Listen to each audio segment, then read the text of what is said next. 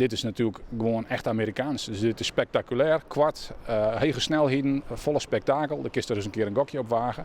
Dus dit is wat mij betreft wel de wielervorm van de toekomst. Een kritrace knalt eind september oer bedrijventerrein de Hoge Dijken in Dokkum. Het spektakel wordt in beeld gebracht door drones, motoren en een paard wordt zelfs rijden in het Schuster. Ik ben een wielerliefhebber en het aantal wedstrijden in Friesland is de laatste jaren natuurlijk fors aangenomen, trouwens landelijk, overal. En dat heeft natuurlijk ook te maken met het feit dat eigenlijk de jonge Rijn steeds minder belangstelling voor het hutfietsen. De wedstrijden zijn te lang, het is saai, er gebeurt net zo volle en de gemiddelde leeftijd van de kijker naar de Tour is bijna 60. Daarom wordt het Neffers Kingma en Hans van der Meer tijd voor zijn kritrace. Het is voor Friesland een nieuwe vorm van hutfietsen.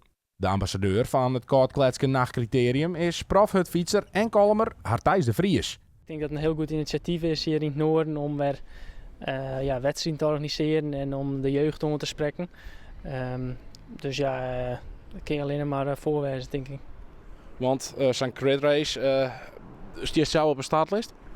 Het is nog net helemaal zeker wat het programma is van de ploeg. Wij bij onze ploeg rijden natuurlijk een hele hoop programma, een hele hoop type wedstrijden. Wij zitten in etappekoersen en in lange wedstrijden.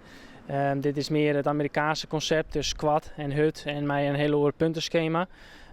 Maar ik denk wel dat het heel erg omspreekt, vooral voor het publiek. Mensen die misschien iets minder gaan met wielrennen, omdat het toch wel redelijk spectaculair is.